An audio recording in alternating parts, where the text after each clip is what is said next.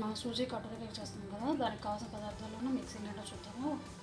ఒక half cup curd తీసుకున్నాను, అలాగే షుగర్ పౌడర్ అన్నమాట ఇది.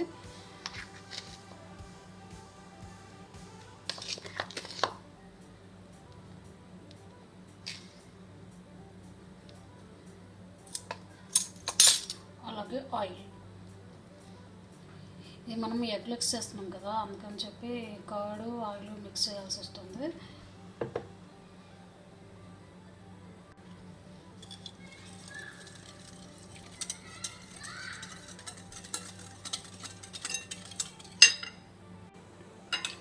దీన్ని అందరినీ బాగా మిక్స్ చేసేసుకున్నాము.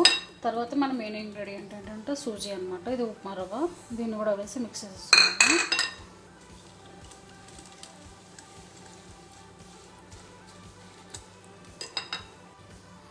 చూసారు కదా, ఇలా మిక్స్ చేసేసుకోవాలన్నమాట. దీన్ని ఏంటంటే ఒక 10 to 15 minutes దీన్ని పక్కన పెట్టేసి రెస్ట్లో పెట్టేద్దాము.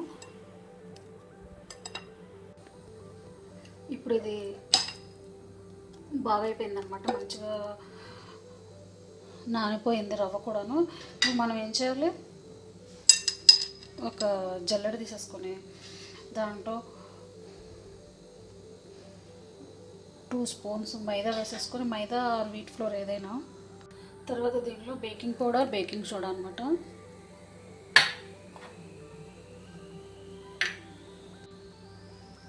ఇలా చేస్తే ఏమవుతుందంటే అన్నీ సమానంగా కలుస్తాయని ఇలా చేయడము.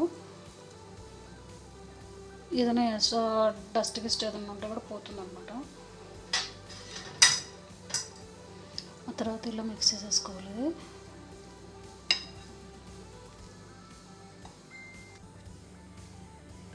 దీనిలో కొంచెం మిల్క్ యాడ్ చేద్దాము, ఎందుకంటే మనకి ఇంకా కేక్ బ్యాటర్ లాగా రాలేదు కదా ఇది. అందుకనే చూసుకుంటూ మనం ఏదైనా కానీ యాడ్ చేసుకోవాలి, ఒకేసారి యాడ్ చేయకూడదు. చూడండి, చూసారు కదా, ఈ కన్సిస్టెన్సీ రావాలి, ఇలా రావాలన్నమాట బ్యాటరు. చూడండి ఫ్రెండ్స్, బ్యాటర్ ఇలా రావాలన్నమాట మనకి. ఎందుకంటే ఇది సూజీ కూడా కాబట్టి గట్టిపడిపోతూ ఉంటుంది, దీన్ని చూసుకుంటూ చేసుకోవాలి. అలాగే దీనిలో మనం ఇప్పుడు ఇంకొక స్పెషల్ ఇంగ్రీడియంట్ యాడ్ చేద్దాం, అదేంటంటే టూటీ ఫ్రూటీ. ఇది కిడ్స్కి చాలా ఇష్టం కదా టూటీ ఫ్రూటీ, కలర్ఫుల్గా కూడా ఉంటుంది కేక్ చేస్తే.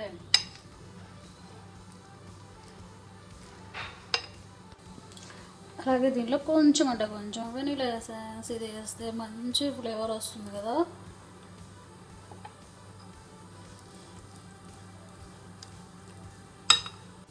మనం ఇప్పుడు కటోరీ కేక్ చేయబోతున్నాం కదా, అందుకని చెప్పేసి నేను ఈ 2 తీసుకున్నాను అనమాట. దీంట్లో ఏంటంటే కొంచెం ఆయిల్ వేద్దాము, ఎందుకంటే మనం కేక్ని బయట తీసేటప్పుడు ఈజీగా రావడం కోసం. అలాగే కొంచెం మైదా కూడా వేస్తున్నాం అనమాట. జస్ట్ ఇలా చల్లేస్తే చాలు. ఇప్పుడు మనం రెడీ చేసి పెట్టుకున్న కేక్ బ్యాటర్ ఉంది కదా, దాన్ని తీసుకొని ఇందులో వేసుకుందాము.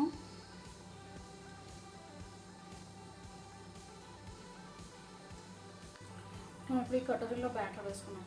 ఇది మనం ఓవెన్లో చేయట్లేదు, స్టవ్ పైన ఒక కడాయి పెట్టి కడాయిలో చేస్తాం అనమాట. సేమ్ ఓవెన్ని ఎలా ముందు మనం ప్రీహీట్ చేసుకుంటామో అలాగే కడాయిని కూడా ప్రీహీట్ చేసేసుకోవాలి. నేను దీన్ని ఆల్రెడీ ప్రీహీట్లో పెట్టాను అనమాట. వేడి కూడా అయిపోయింది ఇది. చూసారు కదా, ఒక స్టాండ్ వేసి స్టాండ్ పైన 2 కటోరీలు పెట్టేసాను కప్స్. ఇప్పుడు దీనిపైన ఈ లిడ్ పెట్టేస్తున్నాను. లిడ్కి స్టిమ్మింగ్ బయటకు వెళ్ళేది ఉంది కదా, అలా వెళ్ళకుండా బయటికి నేను ఒక ఐడియా చేశాను అనమాట.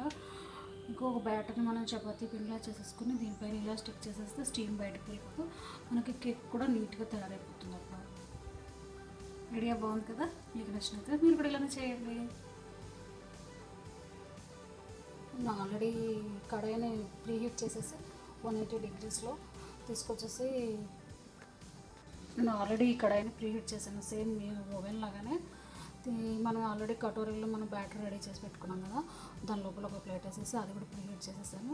ఇప్పుడు ఈ 2 కటోరీలను ఇందులో పెట్టేసాను అనమాట. ఇప్పుడు దీనిపైన మనం లిడ్ పెట్టేద్దాము. 25 to 30 minutes ఉంచుకుంటే మనకి కటోరీ కేక్ రెడీ అయిపోతుంది. చూడండి ఫ్రెండ్స్ ఎంత బాగా అవుతుందో కదా కేక్ మనకి. మనం కేకు రెడీ అయిందో లేదో ఒకసారి చెక్ చేద్దాం అనమాట.